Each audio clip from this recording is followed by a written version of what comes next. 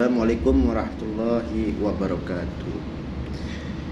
Kita lanjutkan tabib rimbi.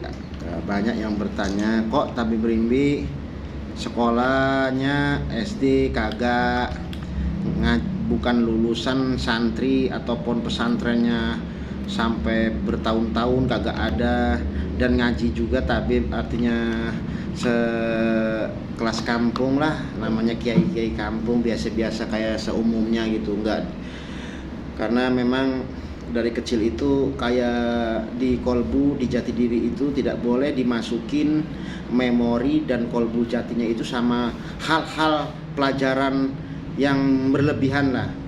Jadi kayak yang ngisi kolbu tabib rimbi itu hanya memang langsung dari sendirinya gitu tuh ya, mengherankan. Jadi kalau saya itu dulu kecil disuruh ngaji, suruh sekolah orang tua, nenek-nenek, karena saya itu waktu bayi diurus sama nenek, karena ibu saya sama bapak saya dari bayi itu udah ditinggalin sama orang tua lelaki. Jadi yang ngurus itu nenek gitu dari sampai kecil. Jadi saya dimasukin sana sini tuh kayak ada bisikan kolbu di hati, kagak mau, kamu udah bisa semuanya gitu tuh. Jadi saya masuk di mana-mana dibikinnya ditarik itu, dihantui, gak boleh gitu tuh. Kayak gak boleh kamu memori diisi siapapun, harus murni ya gitu tuh. Jadi pelajaran ilmu atau apa memang saya bingung gitu tuh.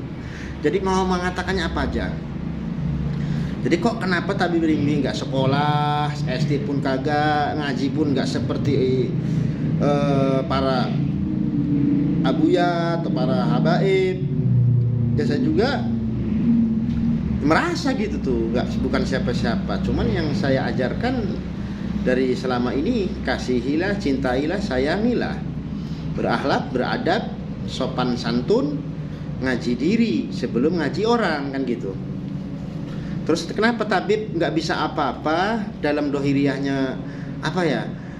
Kok bisa ada anak murid? Nah, 1-2. Nah, karena kan tabib udah bilangin punya kelebihan yang mungkin kelebihan tabib itu dimiliki dari semenjak bayi sampai dewasa seperti ini. Namun pernah memimpi Ki Joharuddin ataupun baju hitam jubah itu, dan Nabi jubah hijau katanya Nabi Allah Khidir itu dari kecil. Mimpi pun terbatas, nggak setiap minggu, kadang setahun sekali ketemu baju hijau, kadang 2 tahun sekali, 3 tahun sekali. Sering sih ketemu baju hijau itu berkata Nabi Allah Khidir. Tapi tabib ngomong ini tidak bisa dinyatakan untuk mempercayai atau apapun, namanya hanya mimpi. Kok hanya mimpi tapi kebuktiannya kenyataan. Tabib mempunyai kelebihan dari Allah Subhanahu wa Ta'ala ya. Makanya tabib sekarang banyak yang bertanya-tanya segala macam, kok tabib sekarang ada pengikutnya. Nah, saya ceritain lagi masalah tentang pengikut. Nggak mungkin pengikut itu sembarangan kalau tidak akan melihat yang dilihat. Antara kuat atau tidak itu masing-masing keyakinan, karena apa yang diomongin tabib itu memang bukan hendak tabib, karena hendak Allah Subhanahu wa Ta'ala, tapi tujuannya ainal baik dunia, untuk akhirat. Jadi saya waktu itu masih kecil, waktu itu sebelum tsunami Aceh.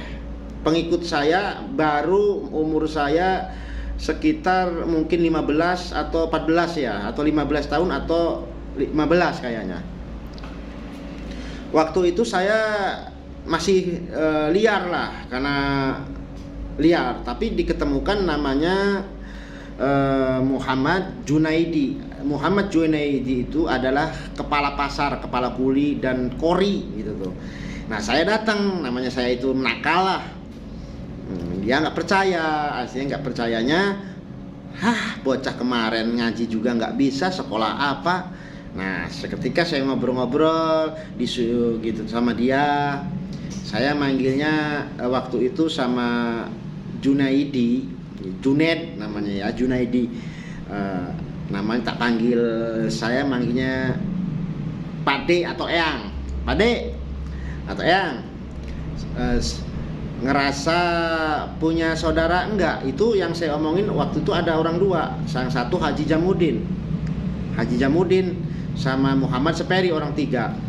Saya umur 15. Kenapa? Saya ada bisikan dari kolbu, dari hati, dari sanibari, kayak ada bisikan datangnya dari malaikat Allah gitu tuh. Ada apa? Bakal ada kiamat. Masa ngarang-ngarang aja. Bener, Eyang, bener. Saya didatangin kayak ada bisikan kolbu, hati, kayak ada bisikin malaikat Allah. Masa iya? Ya saya juga nggak percaya. Di mana itu? Ngedengar sih di Aceh. Kapan itu? Seminggu lagi. Besar-besaran banyak yang meninggal. Itu waktu saya waktu umur 15. Ini bukan rekayasa, orangnya masih hidup yang saya obrolin itu. Yang satu Haji, yang satu Kori, yang satu ya orang biasa, Peri, Haji Jamudin, Muhammad Junaidi, yang satu Peri. Itu 3 orang. Nah, kan waktu itu kan saya belum dipercaya lah anak orang biasa, cuman ikut-ikut aja. Ternyata pas saya itu mengungkapkan itu, nah semakinlah beliau itu Junaidi, Haji Jamudin dan lainnya yakin. Kok bisa tahu tabib rimbi dari mana asal usul kok tahu? Nah, kelebihan saya seperti itu. Tapi saya itu bukan peramal, bukan. Jadi seketika ngomong gitu. Kalau ditanya belum tentu tahu gitu tuh. Nah, satu kelebihan itu sampai sekarang pun orang yang saya umur 15 sampai sekarang saya umur 38, beliau masih hidup, masih mengikuti saya sampai sekarang. Dan ada pengikut-pengikut juga yang baru. Kenapa sampai pengikut-pengikut baru? Mungkin kelebihannya dari alam semesta, dari jenis orang yang sakit gitu tuh. Waktu itu ada namanya si Peri itu jualan lah. Dia punya saudara mau ngobati di saya. Nah, pas ngobati di saya nggak mau ngobatin. Katanya tabib udah janji mau diobatin. Saya nggak mau karena beliau itu Peri, saudara kamu itu hari besok 2 hari lagi mau dipanggil rahmatullah, tapi kamu jangan cerita udah nggak ada waris, udah nggak ada di dunia lagi, mau nggak ada umur. Nah seperti itu. Jadi beliau tambah yakin, kok bisa tahu. Bukan tabib itu mempan dibacok tembak, bukan itu bukan yang diomongin ini, bukan. Jadi kelebihan tabib itu lagi ada datang lagi orang-orang baru, kelebihan ada bencana lagi. Tak saya omong lagi. Murid-muridnya mungkin kan banyak lah. Saya omong bakal ada tsunami kecil-kecilan dari Anyar hari Sabtu gitu. Cuman kecil kata saya. Nah, masa iya kan namanya orang baru, masa iya ya? Emangnya tabib itu siapa? Ya saya juga kagak tahu. Dan jadi dengan skenario sendirinya juga saya setengah sadar, setengah kagak gitu tuh. Saya juga kadang-kadang bingung gitu tuh. Apalagi orang saya sendiri juga nggak percaya, apalagi orang. Saya juga melajari diri sendiri. Kok saya bisa seperti itu ya Allah? Saya ini siapa? Kan begitu. Ini bukan cerita dongeng, masih ada banyak saksi-saksinya. Bukan dongeng, bukan ngarang-karangan. Terus keduanya, kebanyakannya terus dari kelebihan saya kadang lihat orang itu tahu seketika gitu tuh. Nah, terus kadang-kadang di dunia ini, kalau alam gaib, atas bawah atau daun-daunan atau pohon-pohonan itu juga tahu guna-gunanya gitu tuh dengan sendirinya. Ya itulah kelebihan saya. Jadi dibilangnya bingung lah, tidak masuk akal, tapi akal yang harus beriman kepada Allah. Bukan kalau dipikirin saya juga stres.